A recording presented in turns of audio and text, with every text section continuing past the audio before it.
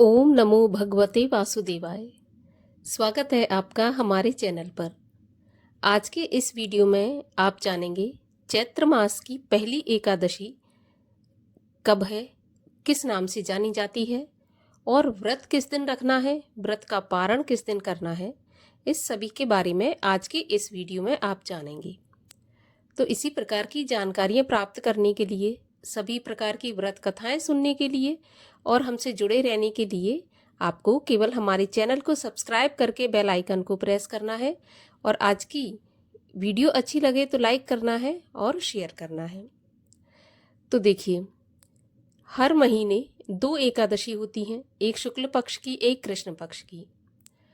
चैत्र महीने की कृष्ण पक्ष की एकादशी को पाप मोचनी एकादशी के नाम से हम जानते हैं। पाप मोचनी, जैसा कि नाम से ही पता चलता है, पापों का नाश करने वाली एकादशी। चैत्र के महीने में पाप मोचनी एकादशी का व्रत कब रखा जाएगा, इस बारे में बहुत ही कंफ्यूजन बना हुआ है, बहुत संशय है। वैसे तो एकादशी तिथि 25 मार्च को ही है, व्रत भी 25 मार्च को रखा जाएगा, परंतु 26 मार्च को क्यों रखना चाहिए व्रत? क्योंकि 26 मार्च को महाद्वादशी है और ऐसा माना जाता है शास्त्रों में कि अगर महाद्वादशी के दिन व्रत रखते हैं तो 100 एकादशी के बराबर फल प्राप्त होता है। अब अगर एकादशी का व्रत रखें या फिर द्वादशी का व्रत रखें तो देखिए, 25 मार्च को एकादशी तो है ही, उस दिन तो व्रत रखना है, अन्न का त्याग करना है, लेकिन अगर आप चाहें तो 2 दिन भी व्रत रख सकते हैं। इससे आपको महाद्वादशी और एकादशी दोनों का फल मिलेगा। परंतु अगर आप 25 का नहीं रखना चाहते, एक ही दिन रखना चाहते हैं, अगर आपको केवल एकादशी से ही मतलब है, अगर आप चाहें कि हमें तो एकादशी ही रखना है, तो फिर 25 को ही आप एकादशी का व्रत रखें। लेकिन अगर आप महाद्वादशी के पुण्य का फल प्राप्त करना चाहते हैं तो 26 मार्च को आपको व्रत रखना है। इससे क्या होगा? इससे ये होगा कि आप जब 26 मार्च को एकादशी का व्रत रखेंगे तो आपको 100 एकादशियों के व्रत के बराबर फल प्राप्त होगा। मतलब कहने का यह है कि द्वादशी का तो आपको फल मिलेगा ही मिलेगा, साथ ही एकादशी का फल भी उसमें मिल जाएगा। अब बात करते हैं कि अगर द्वादशी के दिन व्रत नहीं रखना, एकादशी के दिन व्रत रखना है, तो ऐसा भी कर सकते हैं कि मंगलवार के दिन 25 मार्च को भी एकादशी का व्रत रखा जाएगा। तो व्रत दोनों ही दिन रखा जाएगा।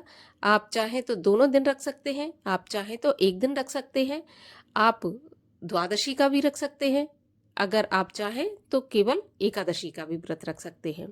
लेकिन अगर शास्त्रीय मान्यताओं को ध्यान में रखा जाए तो शास्त्रों में ऐसा वर्णित है कि अगर एकादशी तिथि द्वादशी तक विस्तारित नहीं होती और द्वादशी तिथि त्रयोदशी तक विस्तारित होती है तो महाद्वादशी का ही व्रत रखना उत्तम माना जाता है।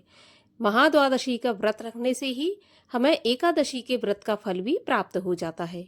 तो 26 मार्च को महाद्वादशी है। इसी दिन अगर मैं अपनी बात करूं तो मैं दोनों ही दिन व्रत रखने वाली हूं और दोनों ही दिन फलाहार से व्रत रखने वाली हूं। तो कहने का मतलब ये है कि अगर आप चाहें तो 25 को रखें, अगर आप चाहें तो 26 को रखें, आप चाहें तो दोनों दिन रखें। एकादशी के नियमों का पालन वैसे ही किया जाएगा। वैसे तो हर महीने की एकादशी का अपना अपना महत्व है, लेकिन चैत्र मास के कृष्ण पक्ष की एकादशी पाप मोचनी एकादशी है। हमारे जन्म जन्मांतर के पापों को काटने वाली एकादशी है ये। तो नियम पूर्वक इस एकादशी का व्रत रखें। जैसे नियम पालन किए जाते हैं दशमी तिथि से और एकादशी के दिन, उसके बाद पारण, इन 3 दिनों के नियमों का पालन करके पूर्ण श्रद्धा से, भक्ति से इस एकादशी के व्रत का पालन करें, कथा सुनें और भगवान श्री हरि विष्णु का नाम जप हमेशा करते रहें। हरे कृष्ण महामंत्र का स्मरण करते रहें। एकादशी के व्रत में कभी भी किसी की चुगली नहीं करनी चाहिए, दिन में शयन भी नहीं करना चाहिए। एकादशी के दिन दिन में नहीं सोना चाहिए, इससे व्रत नष्ट हो जाता है, खंडित हो जाता है। रात्रि जागरण का भी बहुत महत्व बताया गया है। अगर एकादशी के दिन रात्रि जागरण करते हैं भगवान का नाम स्मरण करते हुए, तो एकादशी के व्रत का फल और ज़्यादा बढ़ जाता है। तो इसके अलावा इस प्रकार दशमी और एकादशी के नियम पालन करने होते हैं, उसी तरह द्वादशी वाले दिन भी हमें समय पर पारण करना चाहिए और द्वादशी के दिन हमें शुद्ध और सात्विक भोजन ही करना चाहिए। तुलसी पत्र एकादशी के दिन और द्वादशी के दिन नहीं तोड़े जाते, तो पहले से आप तोड़कर रखें, क्योंकि भगवान श्री हरि विष्णु नारायण की पूजा बिना तुलसी के पूर्ण नहीं होती और एकादशी के दिन नारायण की पूजा ही की जाती है। तो आप पीले फलों से, पीले फूलों से और तुलसी पत्र से भगवान श्री हरि विष्णु की पूजा करें, कथा सुने, आरती करें। इसके बाद द्वादशी के दिन पारण करने से पहले किसी ब्राह्मण को भोजन करा दें या फिर एक ब्राह्मण के भोजन की कच्ची सामग्री निकाल कर रख दें दान दक्षिणा के साथ, तभी अपने व्रत का पारण करें, तभी एकादशी का व्रत पूर्ण माना जाता है। तो एकादशी तिथि प्रारंभ होगी 25 मार्च की सुबह 5:05 पर और समाप्त होगी 26 मार्च की सुबह 3:45 पर। तो वैसे तो उदया तिथि के अनुसार एकादशी का जो व्रत है वो 25 मार्च मंगलवार को ही रखा जाएगा, उसी दिन हमें एकादशी प्राप्त हो रही है। परंतु अगर महाद्वादशी देखा जाए तो वो 26 मार्च को प्राप्त होगी और 26 मार्च को सभी वैष्णव जन व्रत रखेंगे, तो 26 मार्च को भी व्रत रखा जाएगा।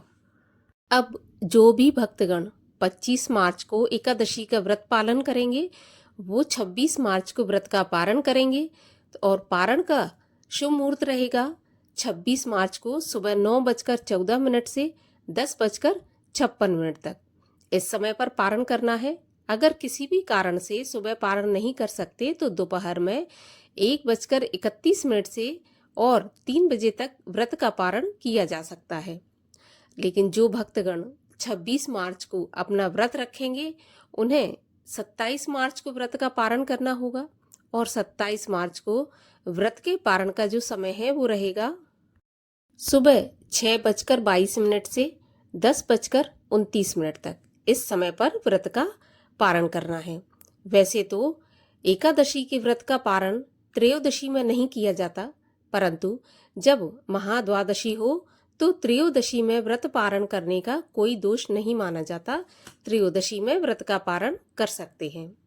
तो उम्मीद करती हूँ कि जानकारी आपको अच्छी लगी होगी। अच्छी लगी हो तो लाइक करें, शेयर करें और चैनल को सब्सक्राइब करें।